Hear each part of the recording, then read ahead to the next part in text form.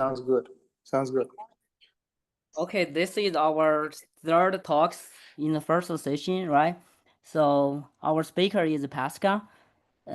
He was a postdoc in Harvard University, correct? Okay. And Yes. his title is Rigidity of Geodesic Balls in Spheres Under Scalar Curvature Bounds. Okay, now Puskar, you can get started. Thanks, Bo. Thanks for the invitation, and thanks everybody for joining in. So it's wherever you are, I think it's like pretty early in USA. It's like 5 a.m. And Hey, Puskar, I have a suggestion. yes. I know you are good at English. Can you speak it slowly? Okay. No worries, man. Okay. No worries. Yes.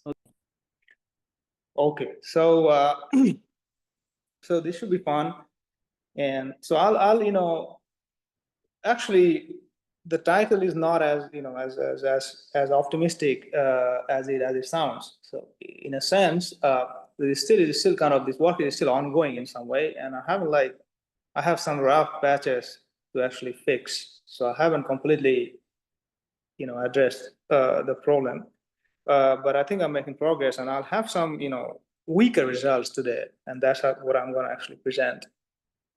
But let me actually motivate, before going into the technical details, let me motivate you. Let me motivate you why we want to study a scalar curvature rigidity problem. So about the scalar curvature rigidity problems and all the geometric stuff. So one of the fundamental problem in general relativity, especially in hyperbolic PDEs, see, since I'm a hyperbolic PDE guy, I'm not particularly an expert in scalar curvature rigidity, but this project was a product of something that I needed to do my hyperbolic PDE stuff. So in hyperbolic PDE, we study Einstein equations, and in particular, we want to study Einstein equations in cosmological vacuum.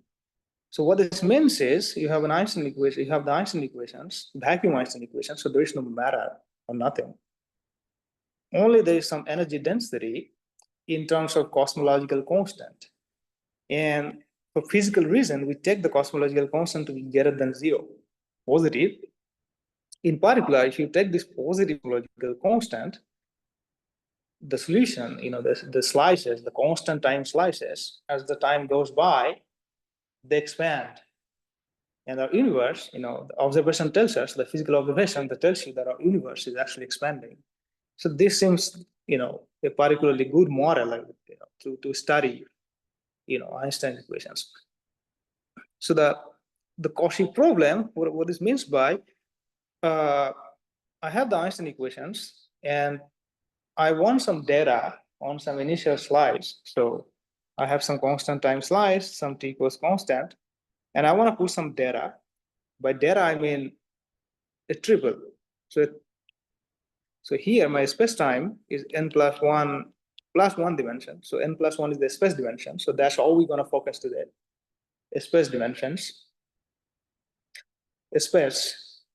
So we're going to take the space to be geomorphic to n plus one dimensional sphere, Riemannian metric on it, G, and the symmetric 2 tensor, which we also call the second fundamental form. And this triple actually, so G and K should satisfy some equations on this manifold M, which is diffeomorphic to Sn plus 1. Okay? So in particular, one of the constant equation, if you write it in the renormalized form, meaning that you normalize with respect to this de Sitter background, so you know the exact solution for the de Sitter, and if you normalize it, you get, because the background is exactly sphere, so the background de Sitter solutions is exactly a sphere, so that has positive curvature, scalar curvature n times n plus 1, and we want to look at deviations, so perturbations of the de Sitter spacetimes. So if you write down these Einstein equations, you get this form. You see from here, you automatically get a scalar curvature lower bound, n times n plus 1. And the right-hand side is the second fundamental form. So the word on the street is that if k square is sufficiently large in some appropriate norm, then you can form black holes. So in particular, we do see black holes in our expanding space-time. So one question is that what are the admissible data set? So what are these triple? What are the possible triple that, or you can actually fix them. So what are the possible, like, pair G and K that can evolve under the Einstein equations to form a black hole? So you have to understand this initial data set extremely well. Now for the asymptotically flat data set, this is well known now. It's extremely well established result. It was started by Shen and Yao at the level of initial data set long time ago.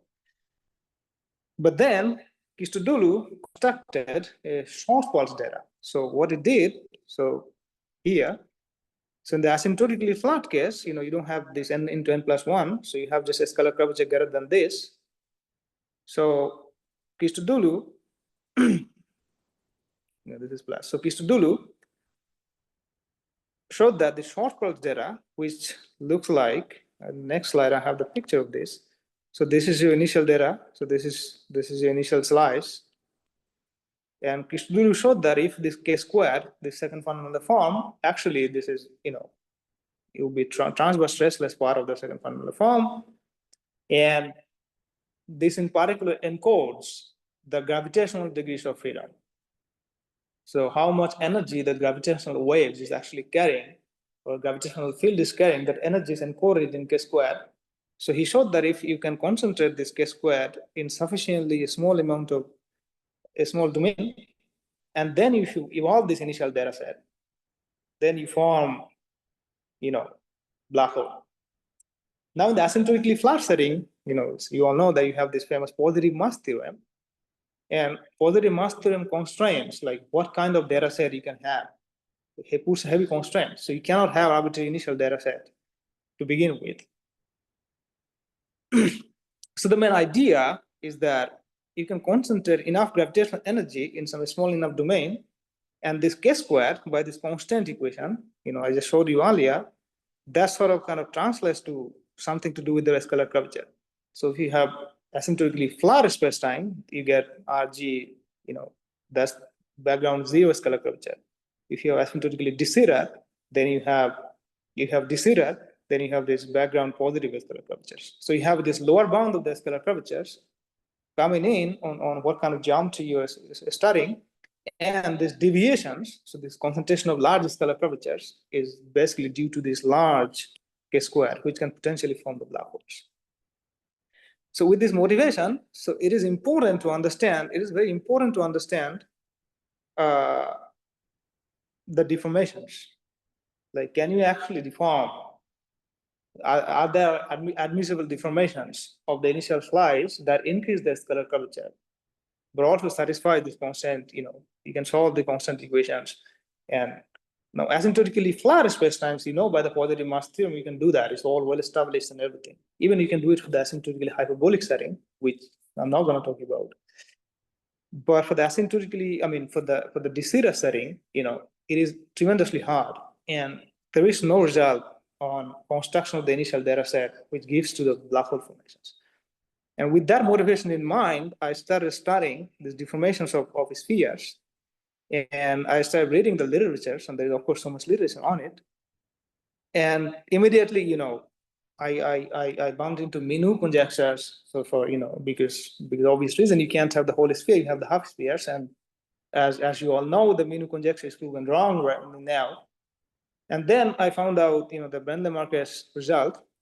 So let me actually just state the geometric setup. So we want to consider some n plus 1 dimensional Riemannian manifold with boundary sigma is a spin Riemannian manifold. And simultaneously, we're also going to consider a standard geodesic ball of radius r on n plus 1 dimensional sphere. So, and we're going to have, for this manifold mn plus 1, we're going to have this scalar curvature condition, the first point.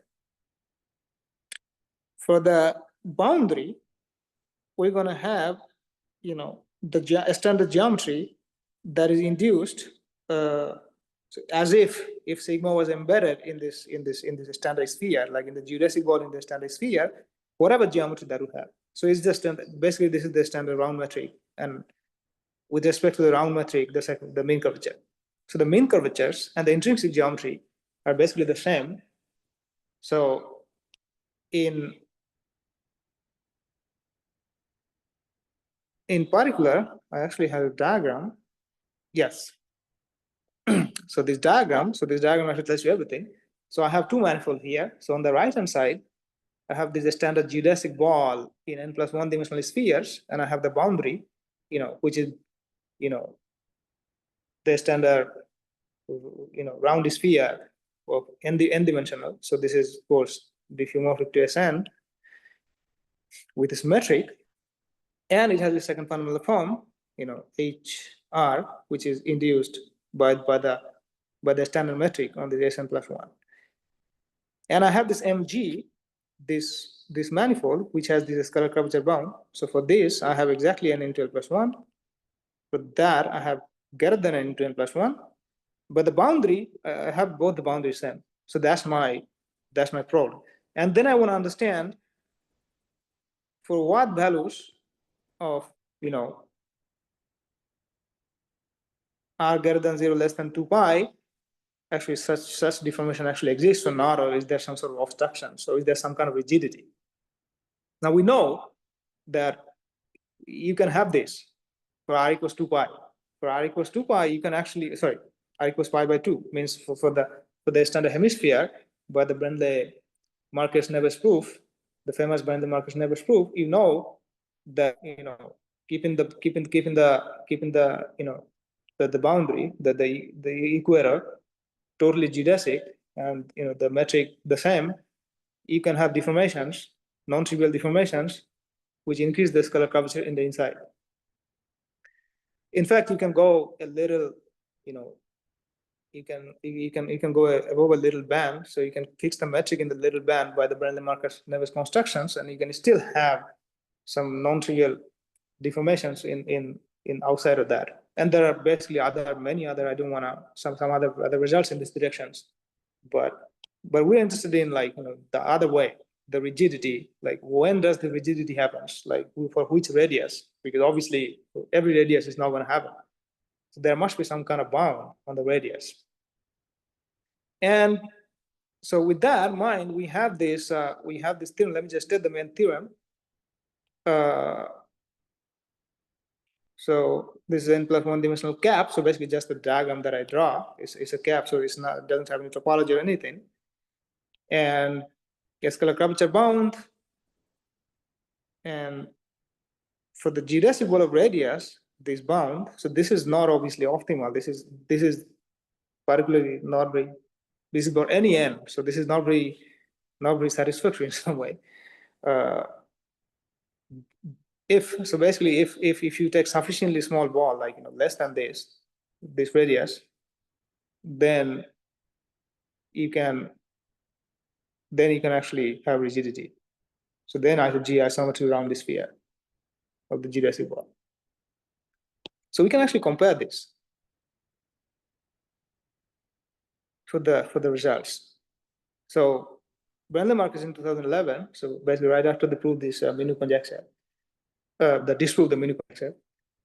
So they proved that for small perturbations of the geodesic balls of radius less than this. So you see this, it depends on n. So as large, if n becomes larger and larger and larger, the radius actually becomes bigger and bigger and bigger. And Cox, Meow, and Tam in 2011, they actually improved this bound a little by a little bit. So what do we have we can compare these two results in the current case. So this is, in the regime of, because I'm used to the terminology is coming from the hyperbolic PDE, we call this like a small data. So it's a small data result. So this is a small data result. So if you can perturb it a little bit, then it's isometry. And so what I claim that you can actually prove a large data results if your geodesic ball is actually sufficiently small. And this is for any n, so this is a little satisfactory. So, and this is actually pretty small, like this radius is very small. If you compute this cosine inverse of 2 over square root of 5, you'll see this is like something like 0.146, something like that. So it's actually pretty small. But I believe this can be improved. But I don't know. At this point, I don't know how to do this. It's a little bit tricky. But with that, and with this picture in mind, let's actually get into the idea. Let's get into the ideas of the proof. So once again, there's the idea is, again, we want to use the spin geometry, because if you use the spin geometry, then if you can do it properly and in a correct way, then in this, it doesn't depend on a small perturbations or large perturbations. So you can actually have large perturbations, in case it's of course, like, if you want to obtain some refined or better results, then you might need, some sort of closeness. Yeah, I should say this small. I'm being very rough here. So this, I haven't mentioned, like, for small perturbations in which norm. So in particular, this is in W2P norm P greater than N. So in this Sobolev norm, this is small perturbation. So I'm being extremely rough, because I don't want to just put theorems of the theorems, just because it's kind of, people just woke up, or like it's pretty afternoon, so I want to keep it light in some way. So the idea is to use, everybody knows, like people working in the spin geometry, scalar curvature geometry, everybody knows that, if you want to study the spin geometry on manifolds with boundary, you have to use some sort of Buckner identity. So use the Buckner identity. So first of all, for positive scalar curvature, so you have to compensate for this extra n times n plus 1. So for that, you need to somehow modify the Dirac operator. So you can't really solve the standard Dirac operator. But what you can do instead of solving, working with these usual connections, so here I should actually mention some of the notations. So this D, so nabla, so usual nabla, that will be the spin connections, and corresponding to the Levi-Jupiter connection of G, and I'm going to actually denote it by the same symbol, so just for simplicity, and it has the Dirac operator D, and so nabla hat, that's with G, and it has the Dirac operator, which is D. Here, like, there's some, this D hat is actually D, and you define a real killing connections. So which is something like the usual connection plus half rho x, actually plus minus half rho x. So that's a real killing connections. And if you look at the Dirac operator, so the Dirac operator of these killing connections is essentially that you get this plus minus n plus 1 over 2 coming from this contraction in the Clifford algebra. And then Qx is which is called the Penrose operator. So you just do some modifications, and you indeed do have some sort of Pythagoras identity between usual connection, Dirac operator, and the Penrose operator. So if you square both sides, you get a nice identity. So roughly speaking, you have something like Q psi squared plus 1 over n plus 1 d psi squared equals d psi squared, nabla psi squared. So you have this Pythagoras identity between Q, D, and nabla. And by some integration by per streak, you get, because you do this manipulation here, you get on the boundary, you get this twisted Dirac operator. So this math BL, I mean, the capital D, the capital D is essentially, the Dirac operator, the intrinsic Dirac operator on the boundary. So intrinsic Dirac operator on the boundary. So there are two Dirac operators. One is intrinsic Dirac operators, and the extrinsic Dirac operator that is induced by the geometry, the bulk geometry, and that has like a mean curvature terminus. So that's why you have this mean curvature thing in the boundary.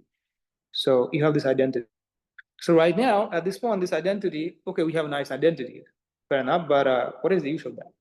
We want to make use of that identity. We want to get some inequality, and we want to show that, the inequality becomes trivial, so the rigidity holds. The idea is something like that. But obviously, it's much more subtle because, this term, of course, doesn't have any sign.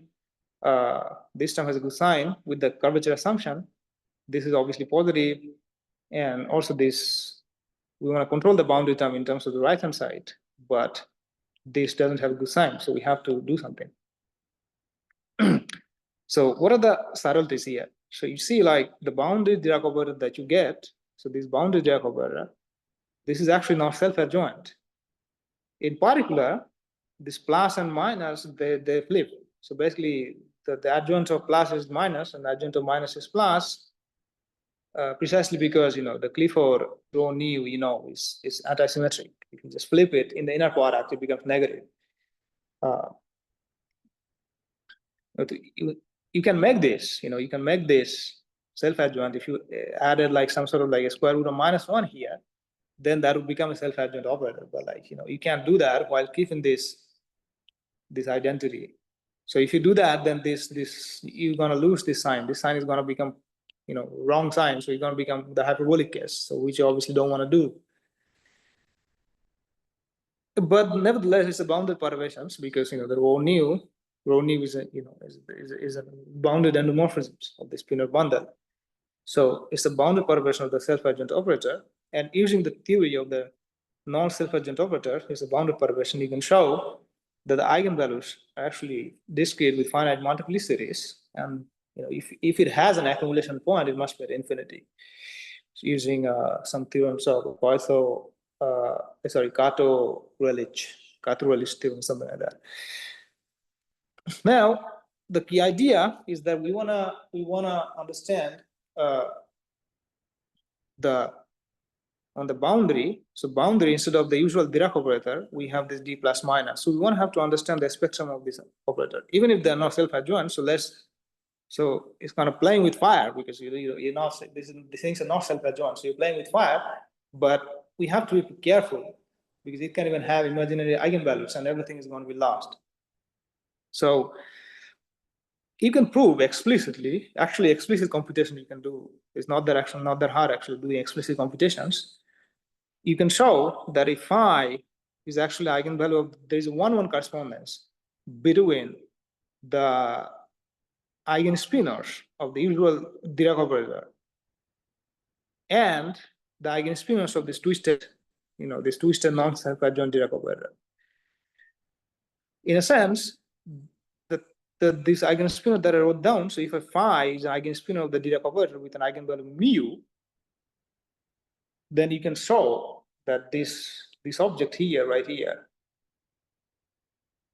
is an eigenspinor of this object, this twisted object, with an eigenvalue mu squared minus n squared by 4 square root. Okay, now, we have this problem, right? That mu squared minus n squared by 4, that potentially becomes negative, and this becomes imaginary, which happens. If you have a non-self-adjoint operator, you may have the imaginary eigenvalues, right? It's just, kind of high school linear algebra. So, but if mu satisfies this inequality, meaning this eigenvalue of this usual Dirac operator of the boundary, if it satisfies this inequality, then we're good. Then it's actually real. Then we can do something. There is still some hope that we can play with that. Now, that actually, this scalar curvature condition on the boundary is called the Friedrich inequality. This scalar curvature condition actually helps or comes to rescue. Meaning, if you have this inequality on the boundary, then the bounded Dirac operator actually satisfies this inequality. This is the so-called Friedrich inequality, and you can prove it using the identity, Buckner identity that I just mentioned to you. So, okay, let us actually assume that the boundary satisfies these curvatures because, we're looking at geodesic balls of radius less than 1. I mean, geodesic balls of radius less than pi by 2 that we are interested in. And, the equator has equator, which is when radius is equals to pi by 2. that has a scalar curvature exactly this, the boundary. But then if we go up, the scalar curvature actually becomes higher and higher because the metric is becoming smaller and smaller, the sphere is becoming smaller and smaller. So in fact, for the geodesic balls, this boundary of the geodesic ball, these are all trivially satisfied. So in this context, this assumption is actually not horrible. This is perfectly fine with whatever we want to do is consistent. Now, the first thing that we want to prove is that we want to drop this bad term with this bad sign. So let's actually, so we want to drop this term with the bad sign. But then how to do that? We can't just drop it. We have to actually prove that if if d psi is 0, meaning there exists a spinor, we solve this equation. But now we're playing with manifold, which is a compact manifold with boundary. So compact manifold with boundary, we have to be careful solving Dirac equations because it's a dangerous business. So we want to prove this theorem that we can indeed solve this twisted Dirac equation. So this d hat is, remember that this is again d plus and plus 1/2 or d minus whatever. So we can solve this equation. So if I give some source, this phi could be 0, doesn't matter, and some boundary conditions. Now, what is the boundary conditions? So this boundary condition is essentially half of the data. So suppose you have a spinor lying in this sublevel space. So H half is basically the half sublevel space, the regularity half. So basically the half derivative is in L2. So if alpha is a spinor on the boundary, then we cannot solve the Dirichlet problem, right? This doesn't work because this is too much. It's basically, because Dirac equations, these are first order differential equations. First order differential equations, you cannot solve that, with the Dirichlet boundary conditions. You cannot solve with Dirichlet boundary conditions. If you're asymptotically flat setting, then Parker-Taubes or other results, then you can do it, but there are a lot of technicality associated with that. In a compact manifold with boundary, you cannot do that. So what you have to do, you have to actually use the half of the data. So what do I mean by half of the data? So what you do is you split, you look at the eigenspinors that constitutes this alpha. So you can write down this alpha as a sum of positive eigenspinors with positive eigenvalues or non-negative eigenvalues and eigenspinors with negative eigenvalues. So in this study, what we do, because it's non-self-adjoint, right? So you cannot just write it out, alpha equals positive eigenspinors of, this d, plus whatever, this twisted thing, and negative of this d plus, right? You cannot do that. But because it's not going to be, it's not going to be an orthonormal set. So what you can do, you can take the positive. So remember that you had d plus and you also had d minus, and d minus you also had similar inequalities. So you had this d plus and d minus right here. So what you do, you take the positive eigenspinor of d plus and the negative eigenspinors of the d minus. So this is kind of, dirty trick in a sense. You can write, the Dirac operator as half d plus half d minus, the usual Dirac operator. And so what you do, you actually do take half from here and you take half from there, instead of taking whole from one, because they're not self-adjoint.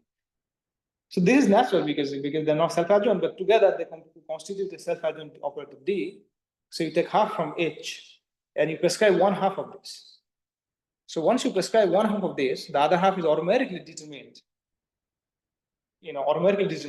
And this precisely that theorem is telling you that if you give that, then you can indeed solve these equations, the unique solutions in this regularity class, H1 and this is just a trace theorem, and you have this control. So if you want to prove for phi equals 0, so whatever boundary that I give you, I take the positive frequency part of this, and that actually determines the whole psi, essentially. So whatever that I give half of this, so automatically the negative part is automatically determined. So in particular, psi restricted to sigma, and if I look at the negative part of this may not, or sorry, negative part of the negative ones, this may not be equal to the negative part of alpha. And actually, almost never it will be actually, they're going to be equal. They might be completely different. And all them, and that's important point. So once we have this theorem, then we can safely set this take phi equals 0, because that's just a source term. And we can get a good, so then in this identity, then in this identity, this back term is gone. So right hand side is actually positive, non-negative. The right hand side is non-negative. And then we can have some control on the left hand side, so on the bounded geometry.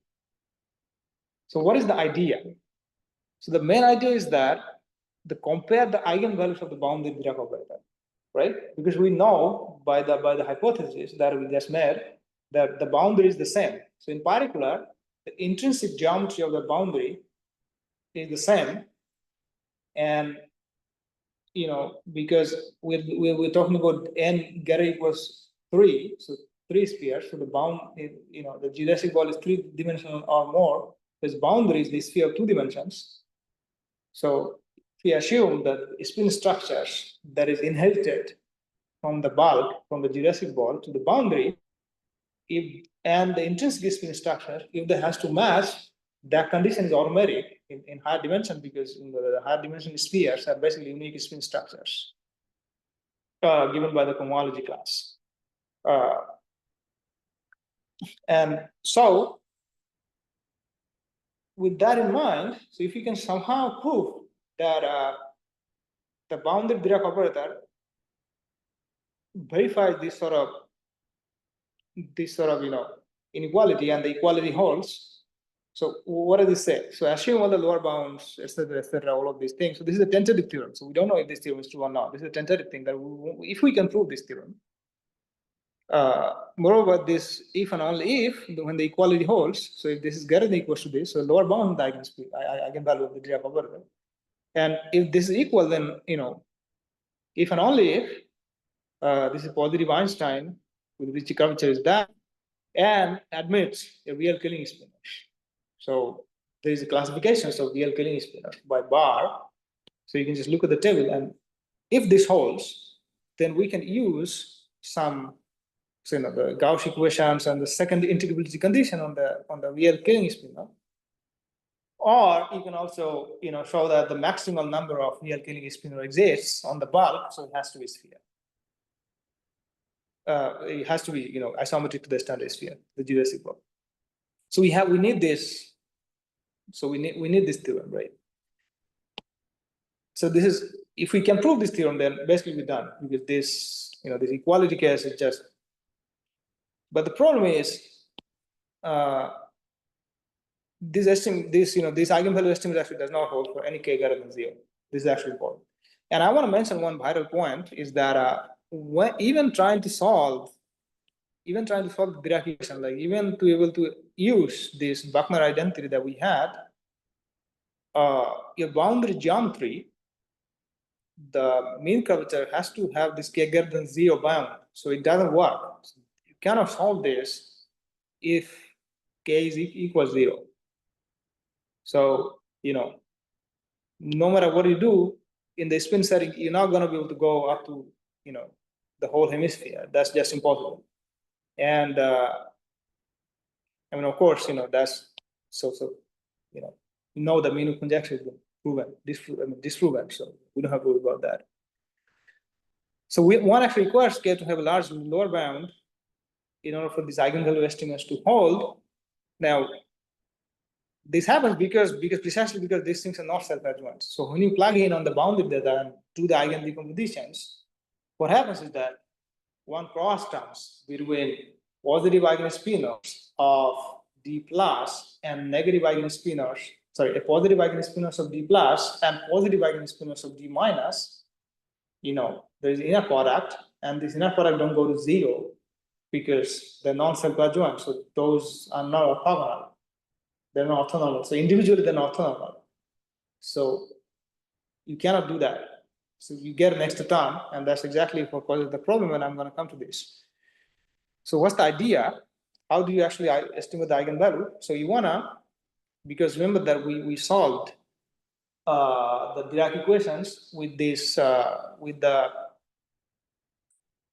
boundary condition that the positive part, the positive frequency part is specified.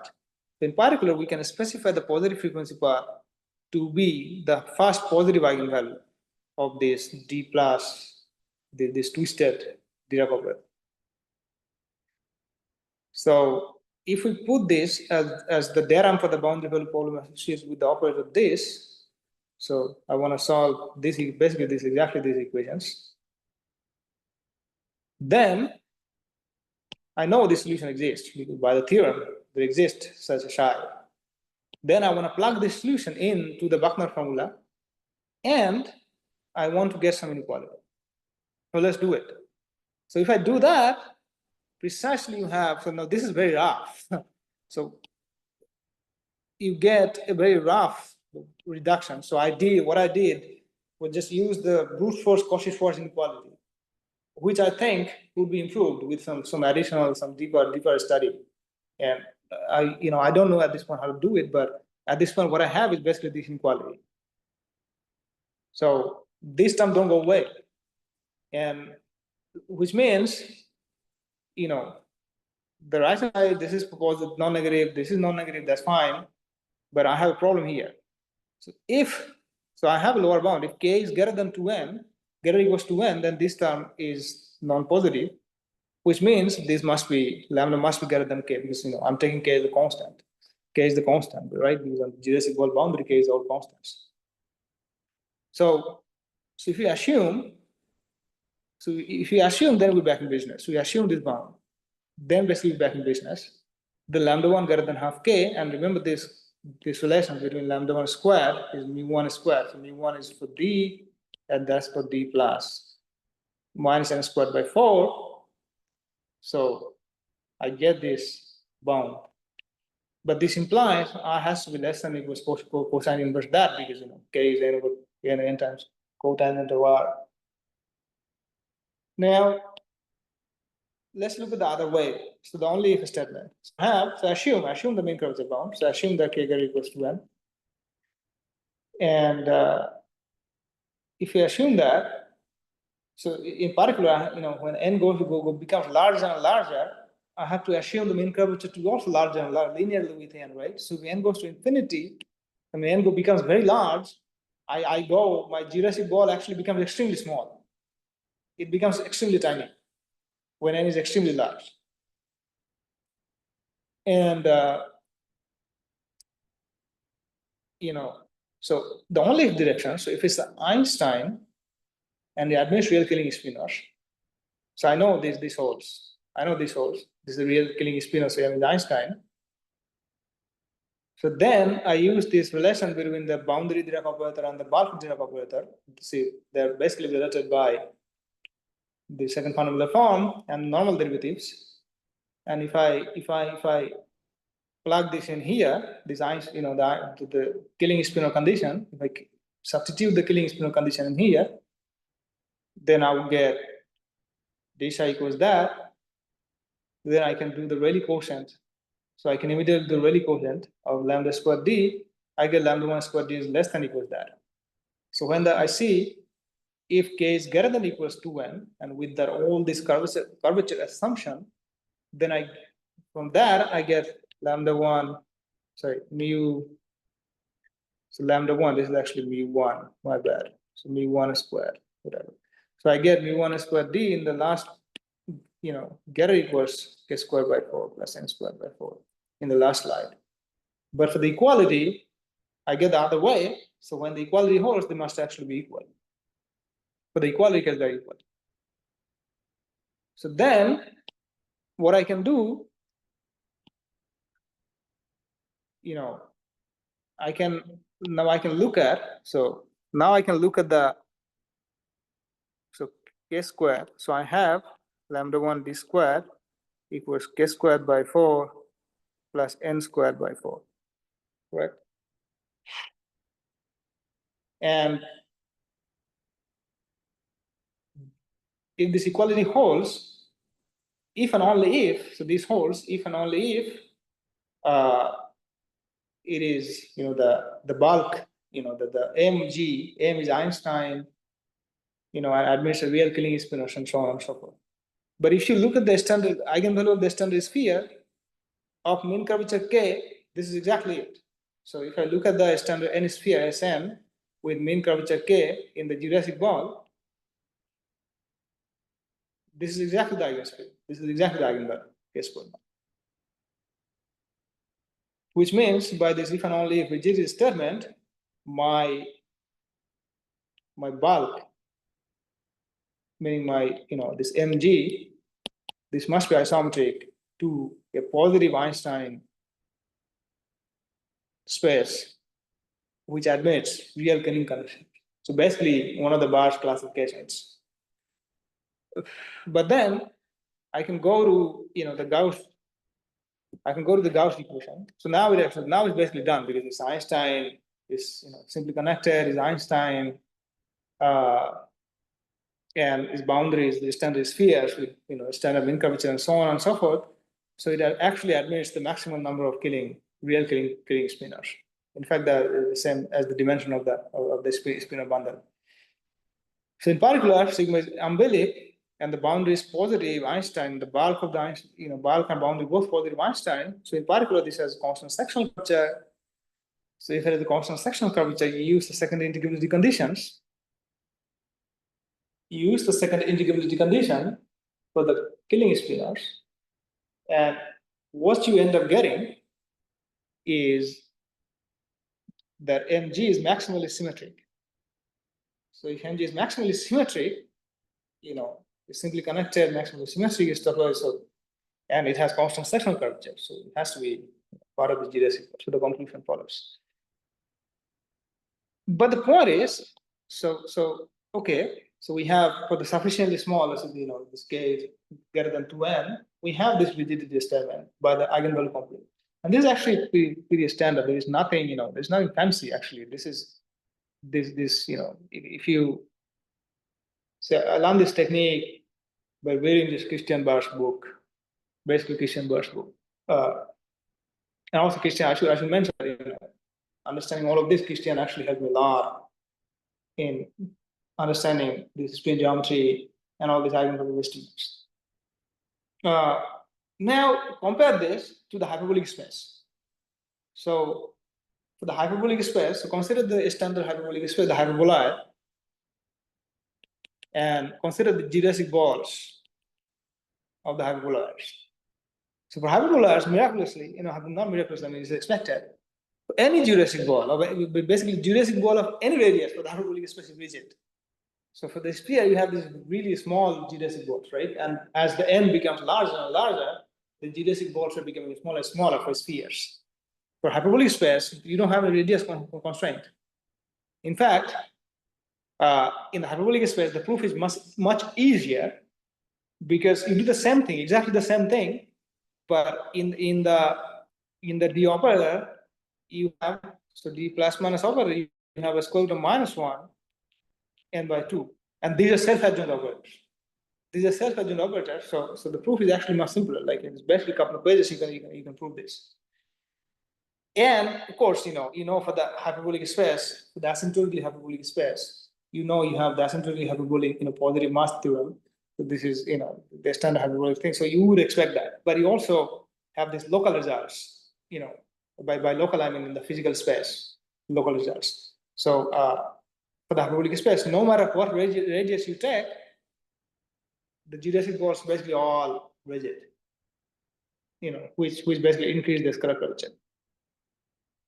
So in particular, you see for the sphere, so what does it actually tell us? So for the sphere, the result actually tells us that if I go back to this very first slide, that the actual motivation, I wanna concentrate this. I wanna concentrate the scalar curvatures in some very small domain. So in particular, in a sphere, because of this for basically hemisphere, sphere, because of this, the rigidity results of these small geodesic balls, right? Because the rigidity results of the small geodesic balls, I can, in fact, if I put all these large scalar curvatures in some sufficiently small domains, that is basically felt by the boundary. But if I make the radius of the geodesic go larger and larger and larger, then I can essentially combine those parameters. I mean, of course, there's no result actually how far you can go, but this result actually severely constrains that what kind of initial data set you can construct for the de-Sitter spacetimes. So in particular for hyperbolic spaces, nobody's actually done it yet. I don't know any black hole formation results, hyperbolic space. The hyperbolic space and asymptotically flat spacetimes, which is well known, but for the de-Sitter space, it actually poses a very significant challenge.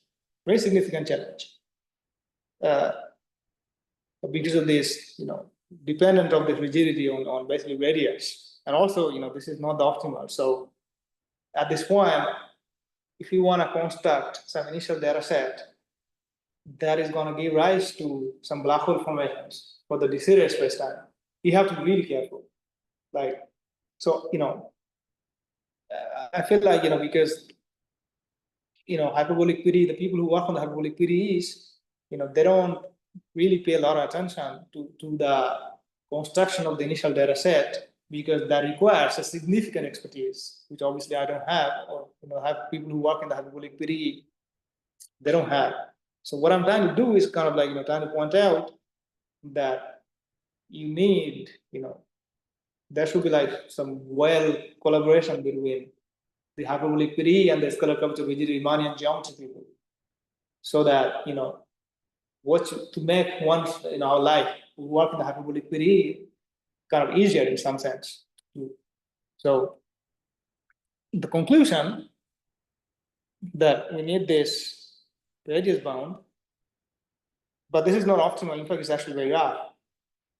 In fact, interestingly, this actually matches. This actually matches with this Bentley bound for n equals 2. For n equals 2, remember that Bentley's criteria was like n plus 3. So r less than equals cosine inverse n plus 3. For n equals 2, this is funny. For n equals 2, this actually matches. But then for Bentley, as n becomes larger and larger, then you can take the Bentley Marcus. So this is Bentley Marcus. Bentley Marcus. So if we take the n becomes larger and larger, it becomes better. So the geodesic ball actually becomes larger and larger, for which the rigidity holds, like the local rigidity, for the small data rigidity, whatever. But that's enough. That's good enough for hyperbolic PDE. So, but this only works for us. It matters for n equals 2, and our estimate actually gets worse as n becomes larger and larger. As n becomes larger and larger, our basically, because of the dimension, you have to normalize the size of the ball. In some sense, you can think of the ball is actually becoming really small and small. So very rough, and that can be actually. So I'm still working on that. It's not, and I'm not sure how to, if I can actually get a better result in near future. But it seems like significant spectral geometry, significant work in the spectral geometry of non-self-adjoint operators, non-self-adjoint deductive operators and things, those theories, which are not well understood even now, that needs to be done. without that, really, we can't say a lot of things. So thank you. So thank you for this is it. So that's all I had to say in this afternoon. So thank you all for showing up and listening to my talk. Okay, so you're done. Yes, well done. Yeah, I think I read your paper probably 2 months ago, 3 months ago. So I see. yeah, why so what's your geometric intuition for small I know if Mino conjecture fails, right? But Right. Yes. you why for small this is correct. I think Fernando Marquez also conjectured this in his survey. You know it, Right. right? Yeah. Yes. What made So you to believe it? Now of course you prove it. At the beginning, okay.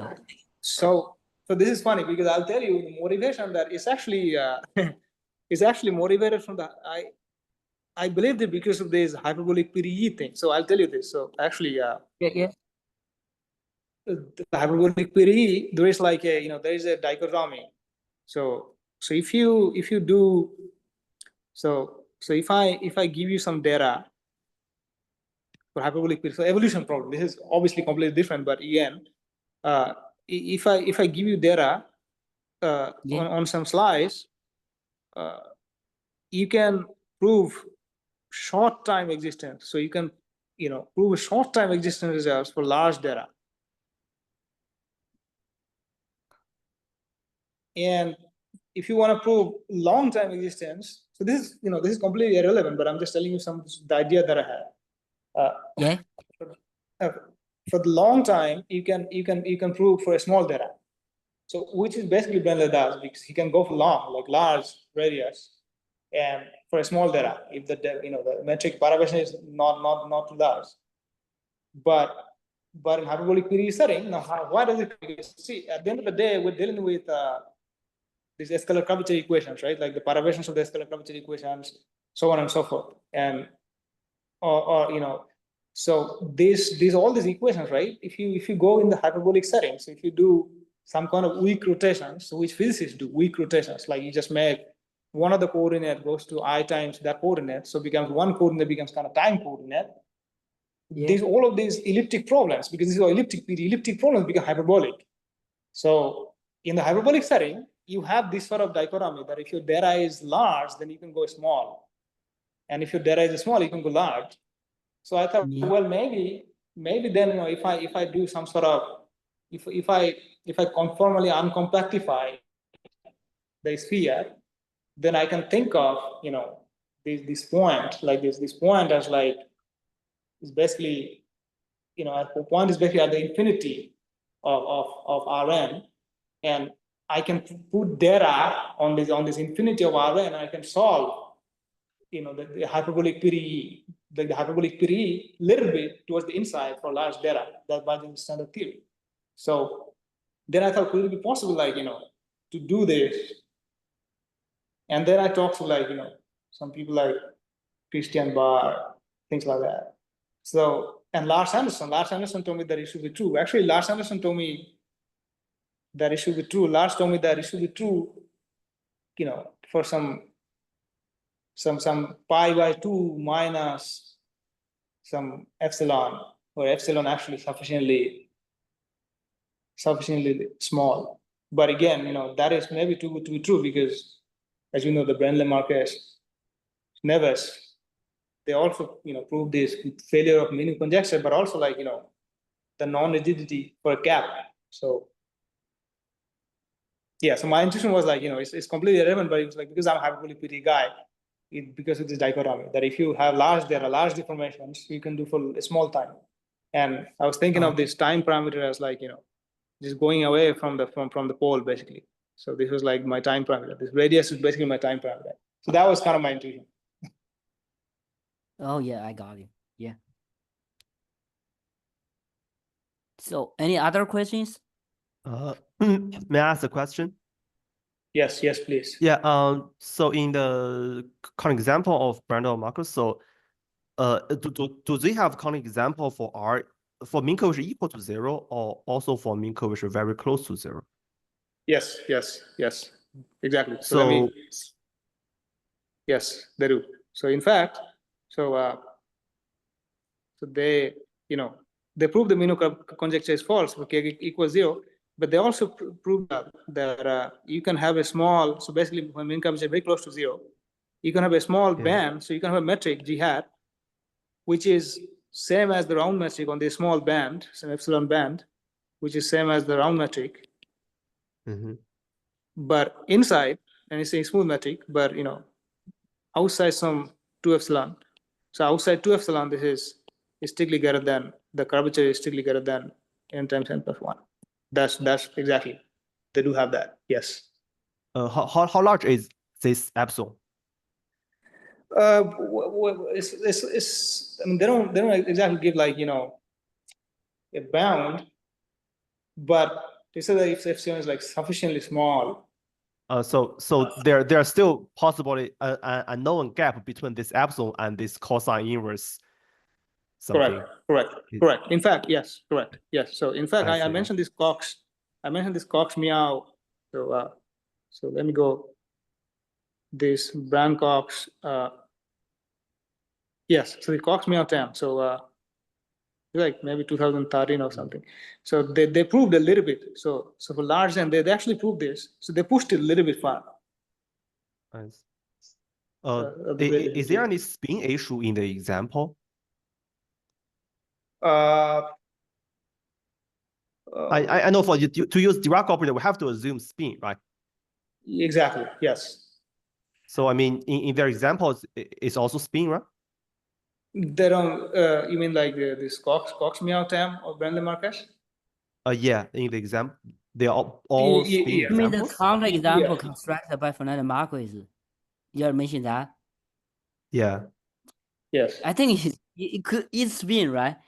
Because they are doing upper hemisphere and it's spin. Yes. It's automatically. Okay. They're automatically spin. Yeah. I see. And sorry, I have another question or maybe a comment. So can you move to the page of hyperbolic case? Yes. It's like 20 or 21 or something. Yes. Yeah. I would like to mention that in like 3 years ago, I have a paper with Zhizhang. We have proved that a stronger result of this. So scalar curvature greater than connective n times n plus 1 and the mean and the metric greater than equal to the standard metric and mean curvature greater than equal to the standard mean curvature. Then we have the same. Wait. Say that the article. What are the authors? The assumption is sorry. The author of the article. Can you say me the name of the article? The name of the article is it's about like dihedral rigidity in warped product space. Although we're working on the dihedral, but that kind of method also works for a smooth case. I see. Of like submanifold or warped product. So sorry, but that's the keywords. Okay, yeah, I can find it. I can just type in Google. I can find it. Yeah, thank you. But I do have a question of this. So in our paper, also in quite a few other paper, also in the work of Milan, when we talk about like metric comparison, then mean curvature comparison. But when we assume that metric are the same, we might expect weaker result. For example, Brown-York mass. I see.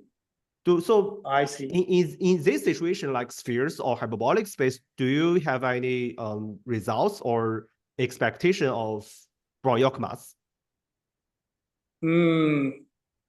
That's a good question. No, not really. Yeah, I don't know. I need to think about that. I think in this case, probably you have given new definition. For example, the Hawking mass and the Brooke. I think there should be a new definition. I think it's other than the integral of mean curvature. Yeah, usually minus something. I think probably 2 months or 3 months ago, someone had a paper about the Hawking mass on hyperbolic, but it's kind of the model space is hyperbolic. I'm not sure if this part you should go to ask Shi Guangyue. Yeah. Yeah, And very interesting. also for, I guess, also for spheres. Yeah, it would be very interesting, like if you can construct such a model for a sphere, because it would be very helpful for, for people working in hyperbolic PDE, then we can actually makes our life very easy to construct some initial data set for Einstein equations. We don't have this right now. And so it's just, there's no point in studying evolution because we don't know what the data is. So Okay, thank you. So any more questions? Okay, so since there is no more question, let's thank Pascal again. So we end our first half session.